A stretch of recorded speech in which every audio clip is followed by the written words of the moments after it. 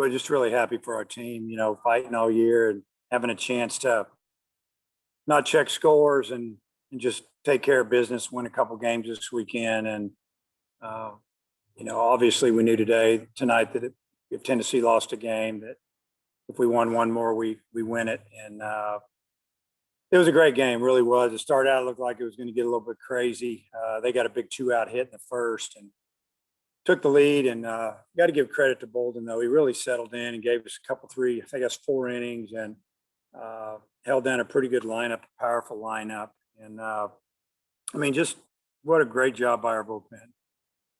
Threw up a lot of zeros there, I guess, all the way from the 3rd through the 9th, and gave us a chance to get back in it. But what can you say about, Robert Moore, 2 out, 2 strike, foul ball, then he hits a home run and ties it up. And, our plan was if we got tied there, the inning before, if we took the lead, we're going to bring Kevin in for the 8th. But when we got to the bottom of the 9th, to the top of the 9th, if we would just tie it, we were going to bring him in, and we did score that run in the 8th. And so that's why we brought Kevin in. And then obviously Opitz put a great swing on a low fastball, and he just hammered it, and it shot to the gap, and center fielder slipped, and it gave him an extra base. And it was just a great finish to a really good run of SEC weekends, and just really proud of the team.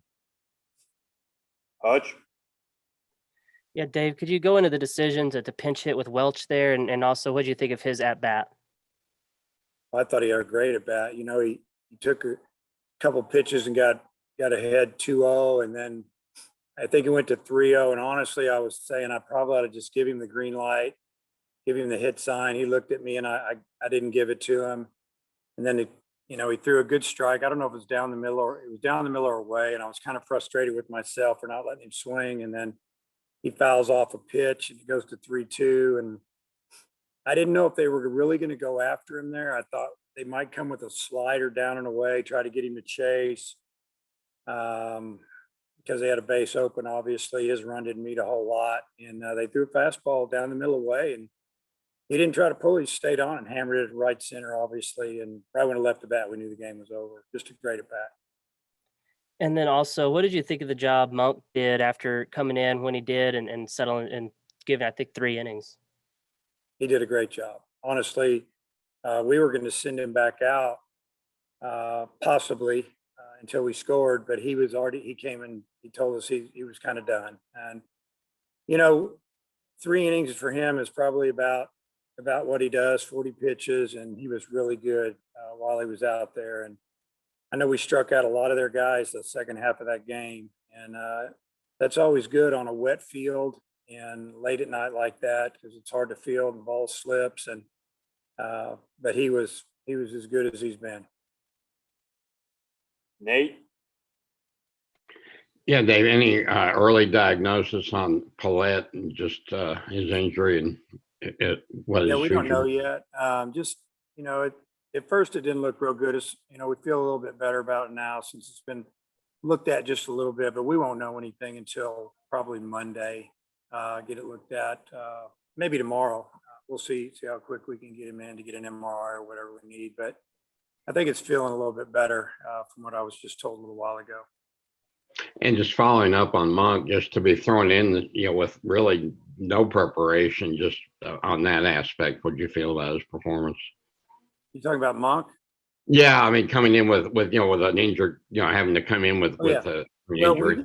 We did have him getting ready down there, so we were maybe a hitter or 2 away. Hopefully, we were going to get through that inning and then start him up the next inning, but obviously that didn't happen. So he was already, getting ready. He was on the mound, starting to throw, but obviously we didn't think we were going to have to bring him in that quick. So good for him. He came in, it didn't phase him, and he came in throwing strikes. And finally, what does it mean winning your first overall SEC title, where you won it all without sharing it with anybody? Yeah, it's great. They're really hard to get.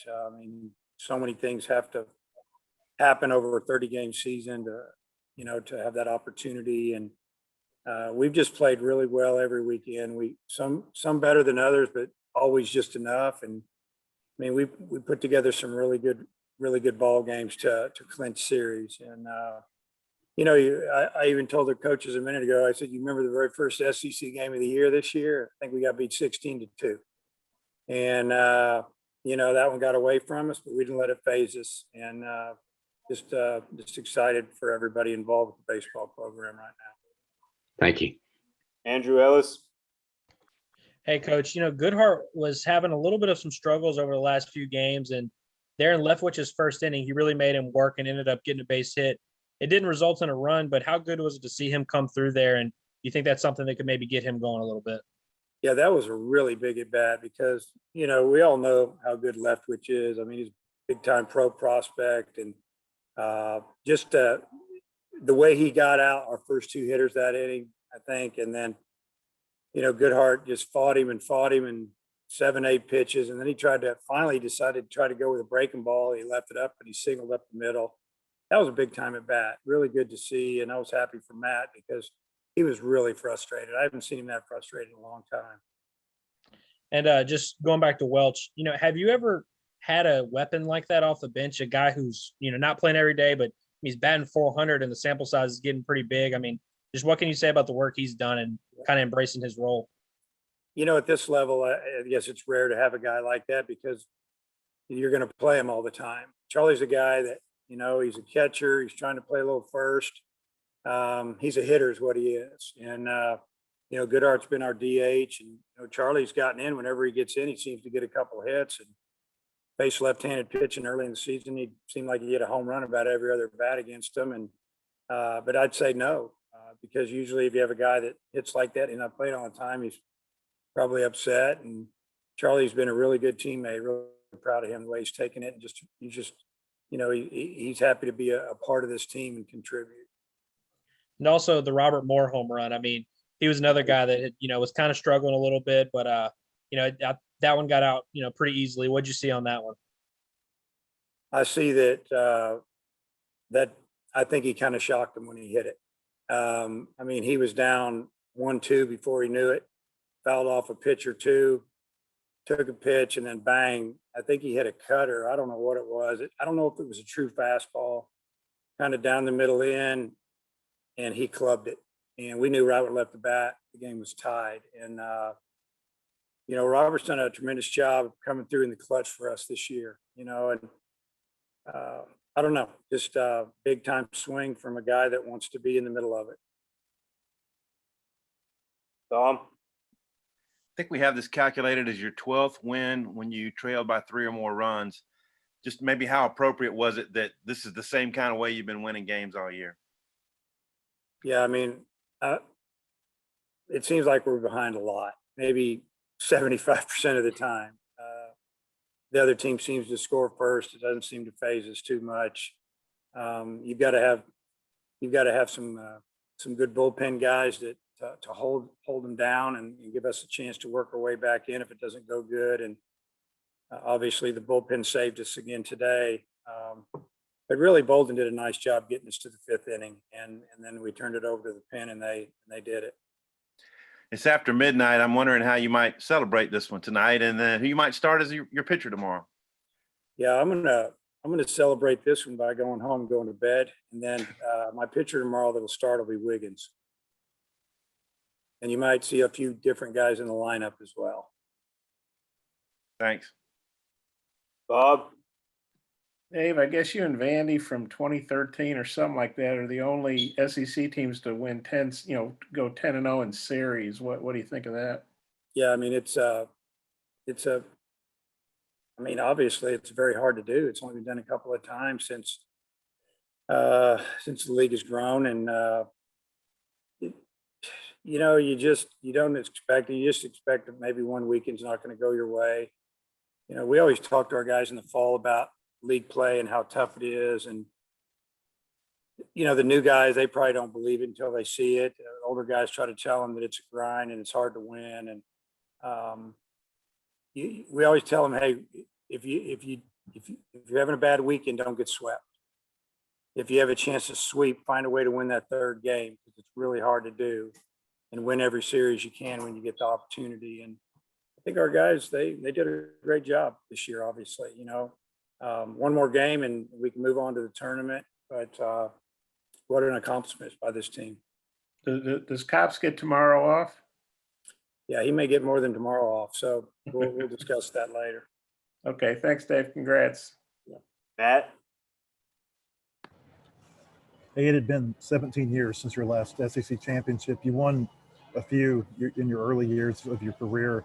Does the time between championships give you a different perspective on this one? Well, the championships have really just been our division. We've won that 3 years in a row now.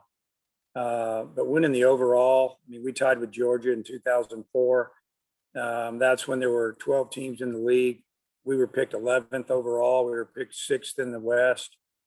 And all we did was find a way to win every weekend. This team reminds me of that team a little bit.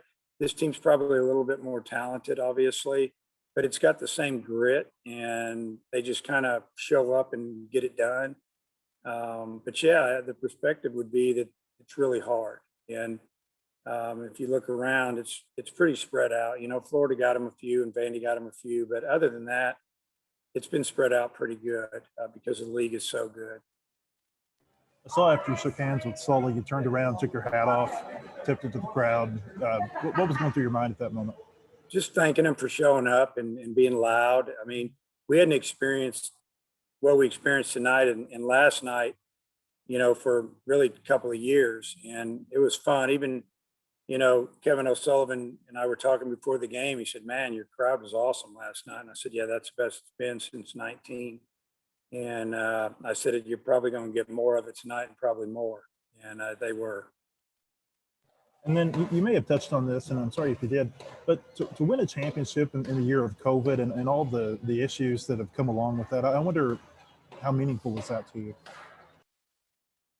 I think it's, I mean, they're all meaningful. I guess the thing that I think about every now and then is that maybe we got our group figured out earlier than some of the other teams. We got them going early. I mean, they right out of the chute, man, they were ready to go. In Arlington, Texas, it seemed like it was 3 weeks ago. I mean, I can't believe how long ago it was, but we got their attention, and the coaches did a great job of rounding these guys up, and the guys did a great job of really focusing in and taking every game really serious, and it just kept going. Hutch, Dave, you said a couple of times how Bolden got settled in. What was going wrong early, and how was he able to right the ship there? Just location. The big left-hander hitter that slapped one down the left field line. The ball was up and in. Give him credit. He got his hands inside the baseball. I mean, we even had the shift on him because he on the report, I don't know if he's ever hit a ball over there all year. And but the first pitch base hit, the very next pitch was a slider, and it just spun right in the middle of the plate. And he smoked it in the 5-6 hole, and all of a sudden we're down 2 runs. And just some mistakes ahead in the count or straight up in the count. And they did a nice job with it. But then he settled in and started throwing his fastball in, busting him in a little bit. And he got some quick outs. And, they got into one ball that the wind kept it in the park. And other than that, he did a nice job. And was the Randy plan Fowler, kind of was the plan kind of all along to start Wiggins tomorrow, or did maybe winning tonight give you some freedom to give him a start? The plan was to start Lockhart tomorrow. See, I gave you some good info there. Randy, final question, please. David, seemed like when Kevin came on that he wasn't as sharp, but then he hit the batter. He was called out on strikes. It seemed to energize Kevin. It did, and that's good. That's exactly what we thought. It's like it got him going. It got him loose. I don't think he had quite enough time to get as ready as he would have or we would have really wanted him to. But we scored quick with 2 outs and 2 strikes, and we had to get him ready on like one hitter. So I think that got his blood pumping pretty good. And since that was the 3rd strike, that batter had 2 strikes, and when he stuck his elbow out there, that made it strike 3. That's a rule that kicked into gear not too long ago, but it was the right call. I know they were upset over there, but that's what we saw on our side. And then in the replay, I think it showed it as well. Yeah, I don't think the next six straight pitches, they touched any of those balls. So I think they were all either swing and miss or check swing and misses. Yeah, he really threw well after that. One final question. Did you even contemplate when Opitz was at third to maybe go with the squeeze? Well, the first baseman was standing about halfway up the first base line. And obviously, I'd love to do it, but we're not a big squeezing team. We haven't done it once this year, maybe the last couple of years. We do safety squeeze a little bit, but when the infield's like that, next thing you know, you only got two outfielders. You got to just put the barrel on the ball somehow. And so I guess to answer your question, no. Thanks, Dave.